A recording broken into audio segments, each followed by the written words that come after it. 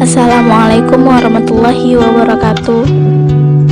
Apa kabar fisabilillah? Semoga semuanya dalam lindungan Allah Subhanahu wa taala. Amin, amin ya rabbal alamin. Setiap muslim dan muslimah wajib hukumnya beriman kepada hari kiamat.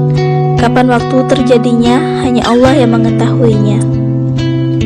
Hari kiamat menurut Islam merupakan hari di mana alam semesta ini beserta isinya hancur secara bersamaan. Kedahsyatan hari kiamat tersebut telah dituangkan dalam Al-Quran maupun hadis.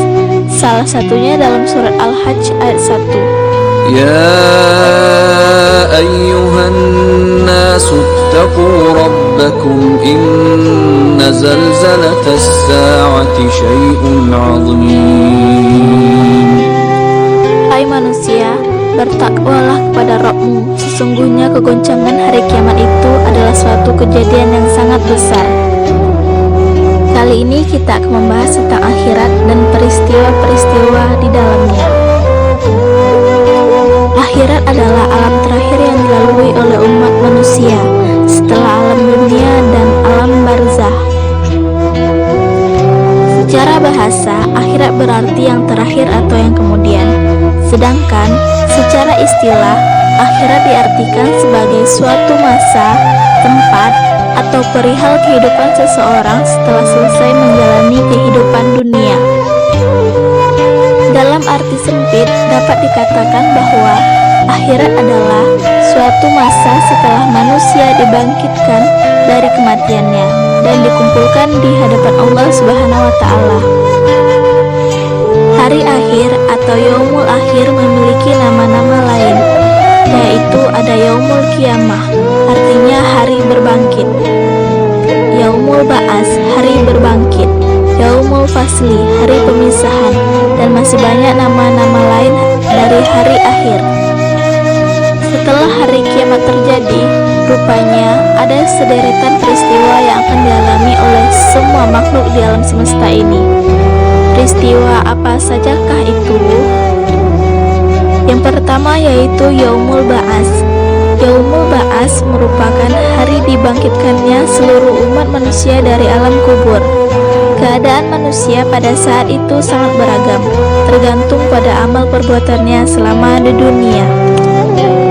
Allah Subhanahu wa taala berfirman dalam surat Al-Hajj ayat 7 yang artinya, dan sesungguhnya hari kiamat itu pastilah datang, tak ada keraguan padanya, dan bahwasanya Allah membangkitkan semua orang di dalam kubur. Yang kedua yaitu Yaumul Mahsyar. Yaumul Mahsyar atau hari berkumpul adalah peristiwa dikumpulkannya manusia setelah dibangkitkan dari kematiannya pada satu tempat yang sangat luas disebut padang mahsyar. Dalam surat Al-Kahfi ayat 47, Allah Subhanahu wa taala berfirman yang artinya, dan ingatlah akan hari yang ketika itu kami perjalankan gunung-gunung dan kamu akan dapat melihat bumi itu datar, dan kami kumpulkan seluruh manusia dan tidak kami tinggalkan seorang pun dari mereka. Orang-orang yang beriman akan dikumpulkan sebagai tamu kehormatan, sebagaimana firman Allah Subhanahu wa taala dalam Quran surat Maryam ayat 85 yang artinya, ingatlah pada hari ketika kami mengumpulkan orang-orang yang bertakwa kepada Allah yang Maha Pengasih bagaikan kafilah yang terhormat. Sementara orang-orang kafir akan dikumpulkan dalam keadaan kehausan, sesuai dengan surat Maryam ayat 86 yang artinya, dan kami akan menggiring orang yang durhaka ke neraka jahanam dalam keadaan dahaga. Yang ketiga adalah Yaumul Hisab. Yaumul Hisab adalah hari perhitungan amal perbuatan seluruh manusia.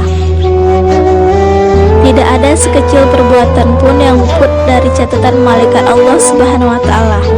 Oleh karena itu, bagi mereka yang mendapatkan hikmah beriman kepada malaikat, maka akan senantiasa menjaga sikap dan perilakunya agar tidak menyimpang dari syariat Islam. Pada hari ini, tiap-tiap jiwa diberi balasan dengan apa yang diusahakannya. Tidak ada yang dirugikan pada hari ini. Sungguhnya Allah amat cepat hisabnya. Quran Surat Al-Mu'min ayat 17. Setiap orang pada hari itu akan diberi buku catatan amal masing-masing. Orang yang menerima bukunya dengan tangan kanan adalah orang-orang yang beruntung, sedangkan orang yang menerimanya dengan tangan kiri atau belakang adalah orang-orang celaka. Umat yang pertama-tama dihitung amalnya ialah umat Nabi Muhammad SAW, dan amal yang pertama dihitung ialah sholat. Selanjutnya yaitu Yaumul Mizan. Yaumul Mizan yaitu hari penimbangan seluruh amal baik dan buruk manusia selama hidupnya. Apabila amal baiknya lebih berat daripada amal buruknya, maka insya Allah ia akan dimasukkan ke dalam surganya. Namun apabila amal buruknya lebih berat daripada amal baiknya, maka ia akan mendapatkan balasan berupa siksa neraka. Na'udzubillah min dzalik. Allah Subhanahu wa taala berfirman dalam surat Al-Anbiya ayat 47. وَنَضَعُ الْمَوَازِينَ الْقِسْطَ لِيَوْمِ الْقِيَامَةِ فَلَا تُظْلَمُ نَفْسٌ شَيْئًا وَإِنْ كَانَ مِثْقَالَ حَبَّةٍ مِّنْ خَرْدَلٍ أَتَيْنَا بِهَا وَكَفَى بِنَا حَاسِبِينَ. Yang artinya, kami akan memasang timbangan yang tepat pada hari kiamat, maka tiadalah dirugikan seseorang barang sedikit pun. Dan jika amalan itu hanya seberat biji sawi pun, pasti kami mendatangkan pahalanya, dan cukuplah kami sebagai pembuat perhitungan. Itulah peristiwa-peristiwa yang terjadi setelah hari kiamat. Semoga ulasan ini dapat memberikan manfaat. Saya akhiri dengan Assalamualaikum warahmatullahi wabarakatuh.